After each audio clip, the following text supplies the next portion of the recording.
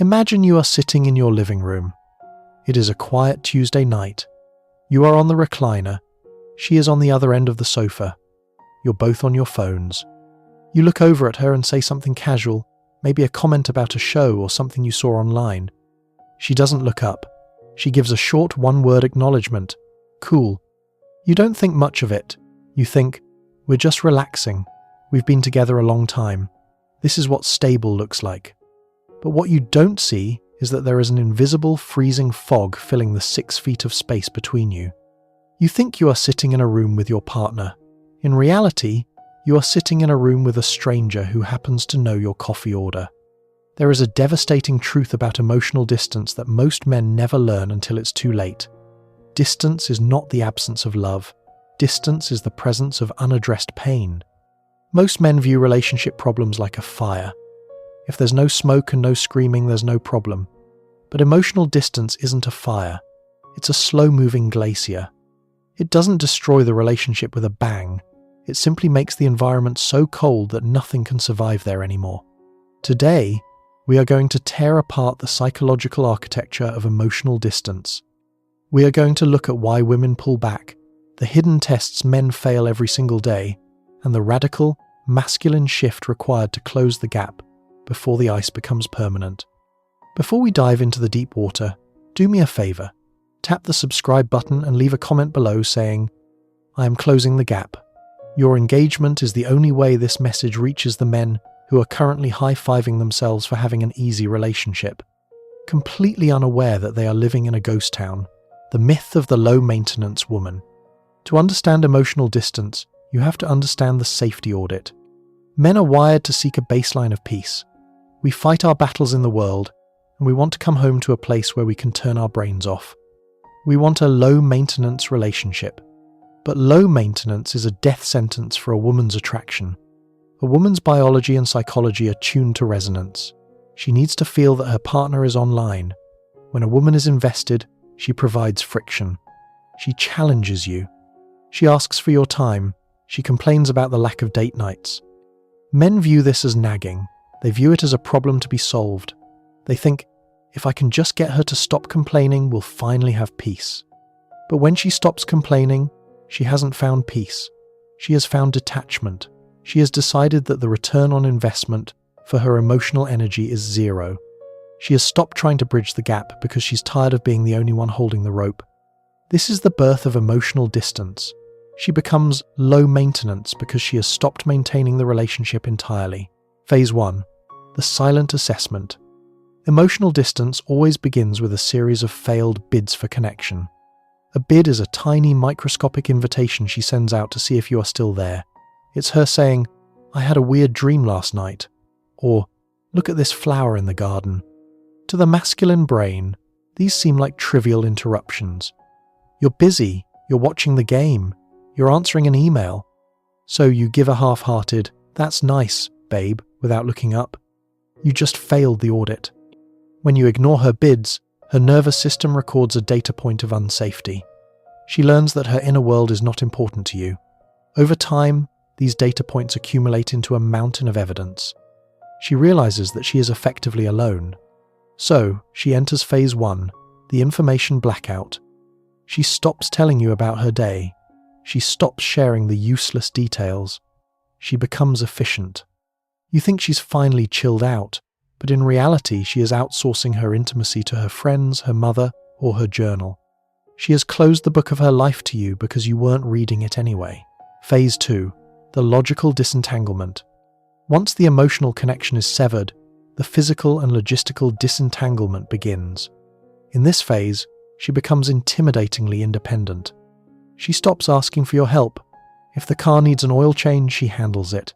If she needs to move a heavy box, she does it herself. If she's stressed about her career, she makes a decision without consulting you. The oblivious man loves this.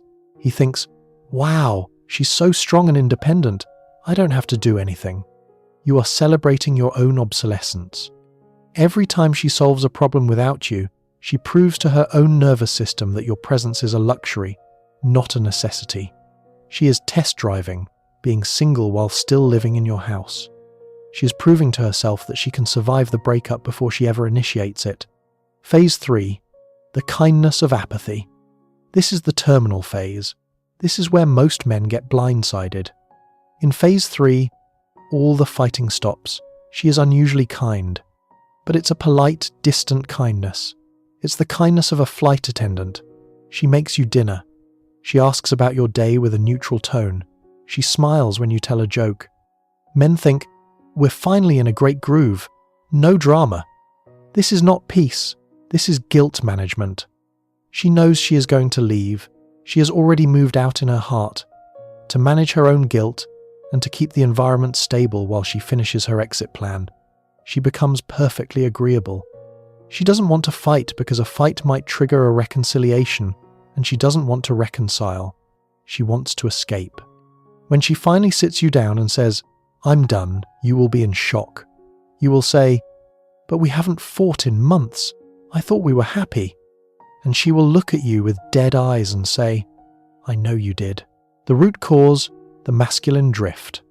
Why does this happen? Why do good men lose the women they love to this silent fog? It happens because of the masculine drift. Men tend to treat a relationship like a mountain they climbed. They reached the summit, they got the girl, they planted the flag, and then they sat down to enjoy the view. They stopped climbing. But a relationship is not a destination. It is a ship. And a ship requires a pilot who is constantly checking the headings, adjusting the sails, and monitoring the horizon.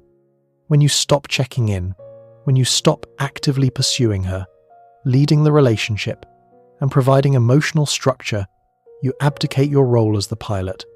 You become a passenger on your own ship. And a woman cannot feel safe with a passenger at the helm.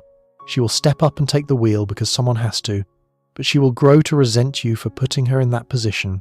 The radical intervention, closing the gap. If you recognize the silence in your home, if you see the independence and the polite peace, you are in the red zone. The fog is thick and you are running out of time. You cannot fix emotional distance with a date night or a bouquet of flowers.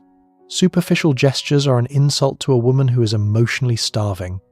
To close the gap, you must execute a radical pattern disruption. Step 1. Reclaim the audit. You must be the one to name the ghost. You sit her down, put your phone in another room, look her directly in the eyes, and you state the truth. I have noticed the distance. I see that you've stopped asking for my help. I see that we've become roommates. And I know it's because I've been asleep at the wheel. I let the connection die because I was too comfortable. I am bringing this up because I refuse to let you quietly fade away. By naming the distance, you take away its power. You prove that you are finally online. Step 2. Anticipatory leadership. You must fire her from the role of the relationship manager. Don't ask, "What do you want for dinner?" or "What should we do this weekend?" That is asking her to lead. Instead, you audit her life. You see the burdens she is carrying and you remove them silently. You plan the future. You demonstrate, through raw execution, that you are the pilot again. Step 3. The mastery of presence. When she talks, you don't just hear her, you listen. You look for the emotion behind the words. If she says she's stressed, you don't offer a logical solution. You walk over, you put your hand on her shoulder, and you provide the grounded, masculine energy that allows her to feel safe enough to melt. The final word, the pillar or the weight. Emotional distance is a choice. It is the choice to choose comfort over connection. A relationship is like a shark. It has to keep moving forward or it dies. If you aren't the one swimming, she is going to find a different ocean. Wake up, read the silence, close the gap. You are built to be the architect, the protector, and the pilot. When you actually step into that role with unshakable consistency, the fog clears, the independence dissolves, and the woman who was planning to leave becomes the woman who is proud to stay.